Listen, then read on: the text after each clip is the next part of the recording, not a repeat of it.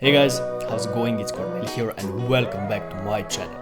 In today's video we are going to see exactly how to write Facebook ads that sell like crazy in 2021. And yes, a lot of things happen since the iOS update. A lot of ads stop working. We don't have the same means to track the purchases and the events, but yet there's one thing that we still have total control over, and that can actually affect in a big way the sales that we are getting. And I'm talking about the way that we are writing the ads. And this is one of the most common things that I encounter again and again and again with all the brands that I'm talking with. They don't know how to write ads. So in today's video, we are going to cover the framework behind a successful ad. You are going to receive a template of how to run spectacular ads, and we are going to see some good examples but also some bad examples. So without further ado, let's get straight into it, because by the end of this video you are going to become an expert on writing ads.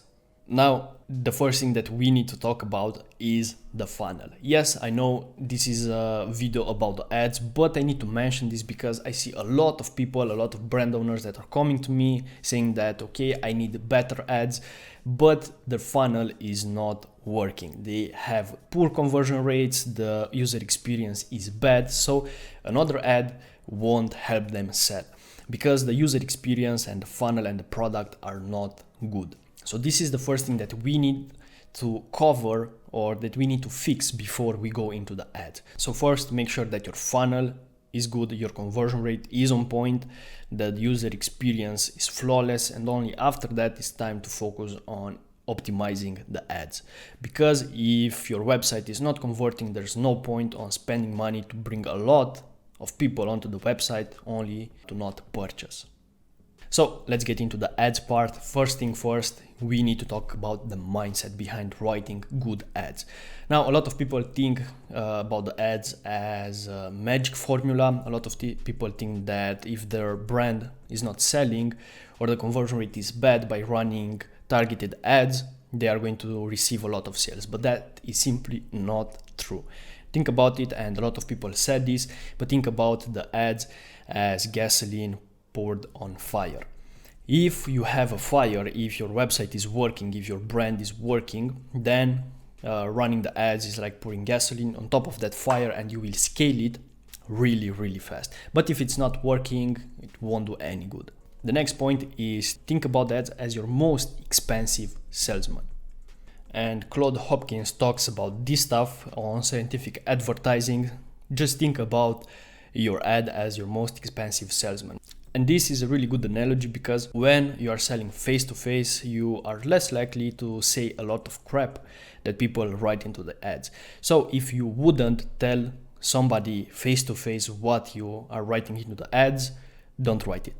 The next thing is features versus benefits. And I see a lot of people, and we are going to jump into a few ads during this video, but I see a lot of brands using features like, we have a new collection, we have a new product, our product is made from 100% cotton or wood or wool or whatever, and it's like this big, or it's, I don't know, it's shiny or whatever. So they focus on the features, and this is really important for them. I also know myself as a marketer, it's really important for me to have a good CTR, to have a good return on ad spend. But for my clients and for the brands that we are talking with, that simply doesn't matter. It's the same with your customers. They don't have any reason to think or to care about the features of the product, so you need to give them the benefits first, what that product will do for them. So for example, if we take the fitness tracker that I'm wearing, honestly, the features are not that many. It's an elastic with a piece of metal attached to it. I don't even have a screen. So in terms of the features, it's pretty bad. But I purchased this, and it's on a subscription basis because I like the benefits. I'm able to track my sleep. I'm able to see the recovery. I'm able to follow the days train. So that means that I know how much to train. When take it easy, I can see my sleep patterns. I can see the things that affects my sleep or my performance. So there's a lot of things that I can see, and these are the benefits, and this is the reason why I purchased this fitness strap. The same with your products. Think about why people want to purchase your product. Only after that you can give them the features, because now you got their attention. Another example would be with this video. In the beginning, I told you exactly what you are going to learn in this video and what you can do with it. But if I would have said in the beginning that this video is filmed with a nice camera, I have the lightings, my voice is nice, or I have a lot of experience, probably you wouldn't be that interested and you would have left. But because I give you the benefits, probably you are watching this right now. Now, the next point, still on the mindset, is evoke emotions. And I heard this and I like it. If they cry, they buy. Not sure who said it, but this is true. If you can evoke emotion in your potential customers, they are going to be more attached to your brand and they are going to feel part of your brand in a way. And then is when they start to care about your brand. And if they care, they are going to purchase at some point. And this is how you get a loyal audience, like Apple, for example. Even if it's way too big to put it in this context, this is exactly what Apple did. If you're wondering how to evoke emotions, there are three main things that you can do. First of all, tell stories, and us as humans, we are wired to like stories and to respond emotionally to stories. There are numerous studies. Go ahead on Google Scholar and search for studies about stories on children's and on adults. I read a couple of them and they are really interesting. It seems like they help us develop our brain better. A lot of neurons are firing when we are hearing the story, and even if it's the same story, we still get the same sensations. Not as intense, but still we get the same sensations. And what's really interesting, when there are no pictures into the stories, so keep this in mind as a quick hack, we imagine even more, so our brain gets even more activated. But yeah, these are the stories. The next thing is create desire. Now there's another discussion about how to create desire, but this is key for you to sell your products. And you need to create the desire in your potential customer. They need to desire your product, and when they do that, most likely they will purchase it, because you come up with some retargeting ads. If the price is a problem or if they have any objections, you can simply overcome them with logic. And because they are emotionally involved into your product, when you give them some logic reasons why they should purchase, they are going to do it. And the last thing is good feelings. Create good feelings in them and associate your product with good feelings. A great example here is Coca-Cola. I never seen something about a sugar water that is super expensive for a sugar water, yet everything that I have in my mind regarding Coca-Cola are good feelings. They even have the red and white Santa Claus, so they invest tons of money into making people associate the drink with good feelings.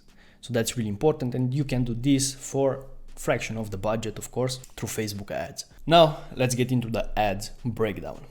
Let's start with the beginning. When you scroll down, the first thing that you see is either the first phrase or the image. Now the first phrase needs to be relevant or to evoke curiosity. If it's relevant, people will stop because it will resonate with them immediately. And you can think about it like when somebody calls your name, or you just read through a text and you see your name in that text, your attention immediately shifts to that name because it's relevant for you.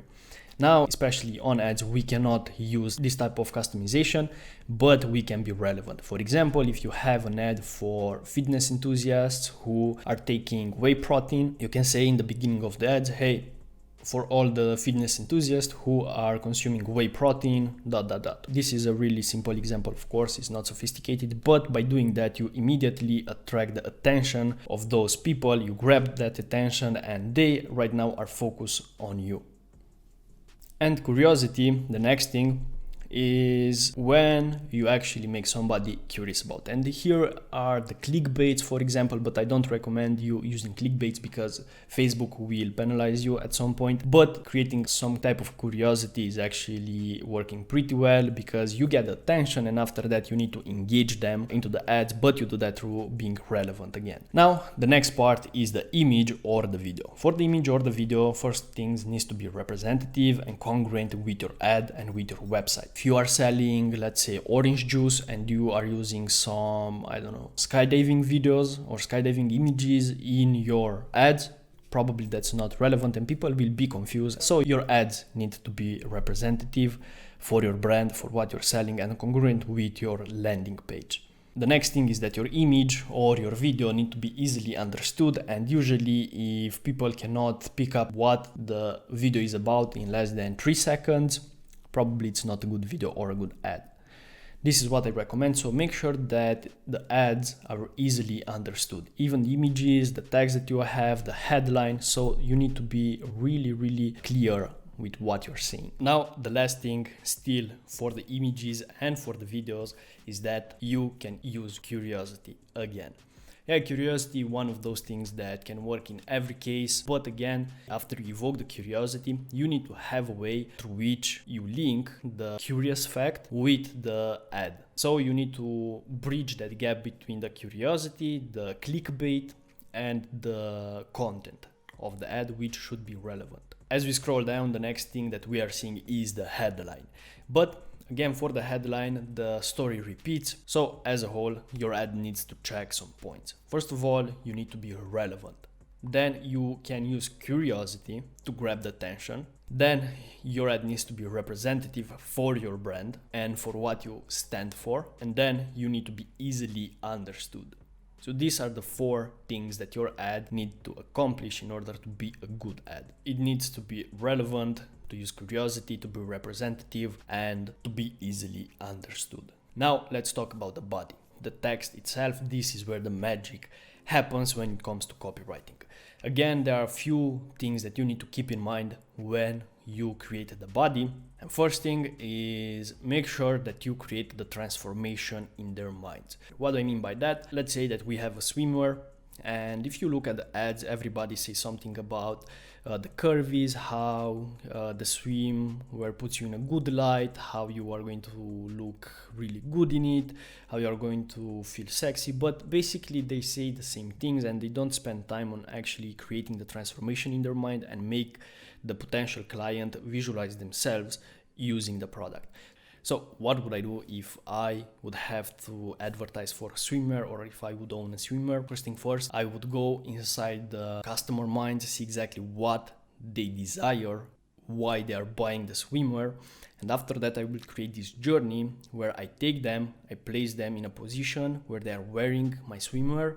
I will make them visualize wearing the specific pieces, and I will make them feel all of these good emotions. What you want to feel when you wear a swimsuit: you want to feel confident, you want to feel sexy, you want to feel seductive, you want to feel comfortable.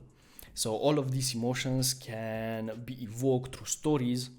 And so this is exactly what I would do. I will create a hypothetical situation where I take them and I give them all of these emotions because they are wearing my swimwear. And when you do that, people will actually want to feel those emotions. And if you bridge that gap between where they are right now and where they want to be through the swimwear, then you are going to get a customer. And this is exactly what I would do. And also here I included the second point, which is make them feel. They need to feel your product. They need to feel how they are going to be when they use your product. Everything is about emotions here. And then the third point, it's stories, but I already emphasized it in the first point. And then a call to action. After they feel all of these good emotions, after they went through this journey, you want to give them a call to action so they can take action and purchase what you have to offer. And when you do all of that, you are going to have new customers and your ads will convert like crazy. So before we jump into some examples, some good examples and some bad examples, let's recap everything that we said so far. After you have your mindset in place, which is really important, you need to have a structure for the ad. The ad is composed by a few elements. You have the first phrase, you have the image or the video, you have the headline, and you have the body, and then you have the call to action. For all of these points, excluding the body, there are a few key traits that you need to use. Your ad needs to be relevant. You can use curiosity. It needs to be easily understood, and it needs to be representative for your brand. And then when you move to the body, you need to create emotions. You need to create this transformational journey. and your product needs to be the bridge between where they are right now and where they want to be. When you do that, you are going to have success. And you can do that through stories and emotions. And in the end, you give them the call to action. So let's jump into some good examples and some bad examples.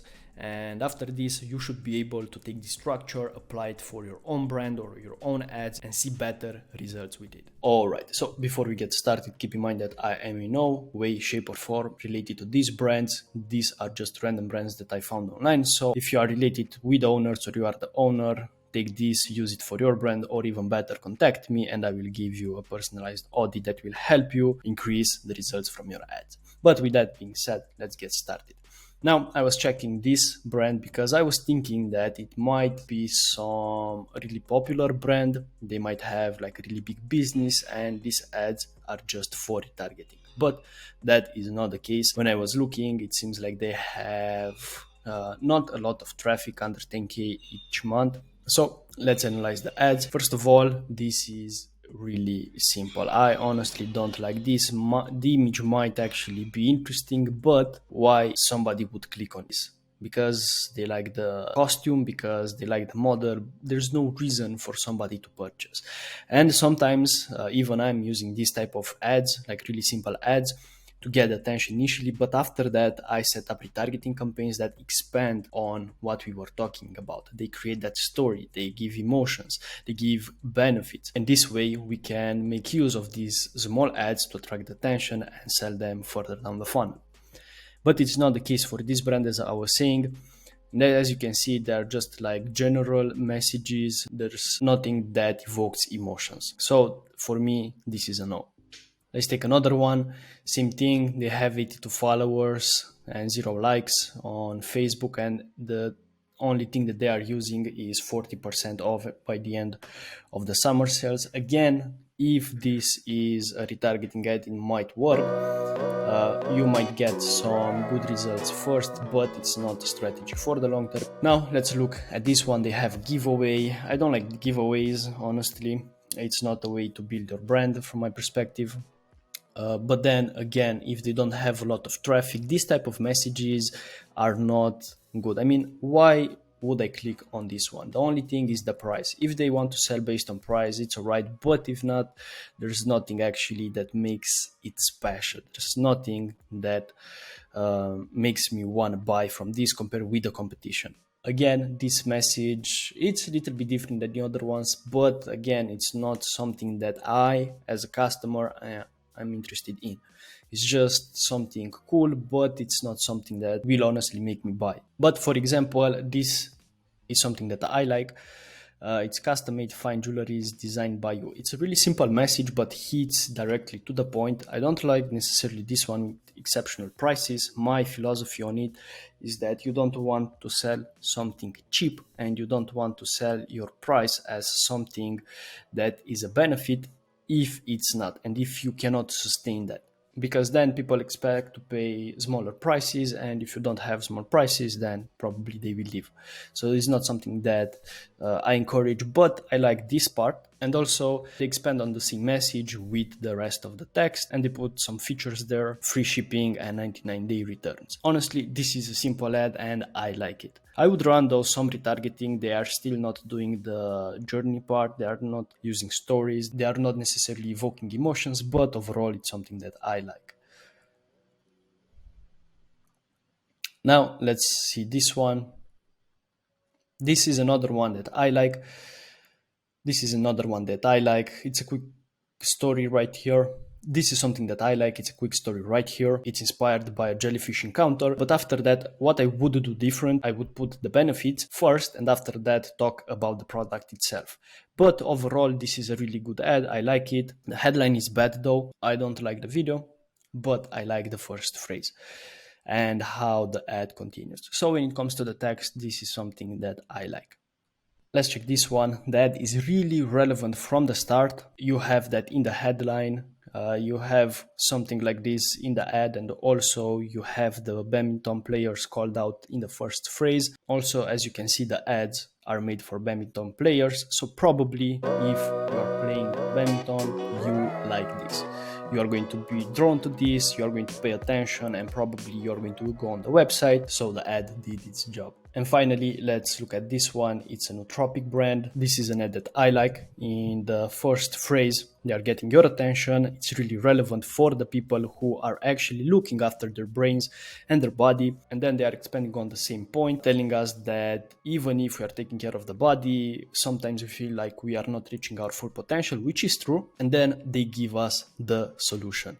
But also they are not only giving us the solution, which is the product, but they are elaborating on the benefits that we are going to get. And then even more, they are giving us the reassurance that this product is good as it's backed by scientific research and all that kind of stuff. And the last thing is that they give you a discount, which I'm not again necessarily a fan of, but if it works for them, that's perfect. And also the ad is all right. Maybe I would use something more dynamic to get the attention. Also another headline. This is really good if this is a retargeting ad. If not, I would change the headline. Now that was it. I hope you enjoyed the video. I hope you learned something new, and I hope you take this structure and create killer Facebook ads. And I want to see your ads on my feed, and I want to purchase from you because of those ads. Again, I hope you enjoyed the video, and if you did, smash the like button for the YouTube algorithm and tell me exactly which point you find the best, or if you have anything to add or to subtract from this structure. I'm curious to hear your thoughts, so let me know in the comments. Again, I hope you enjoyed this video. I hope you learned something new. Thanks for watching, and I see you in the next one.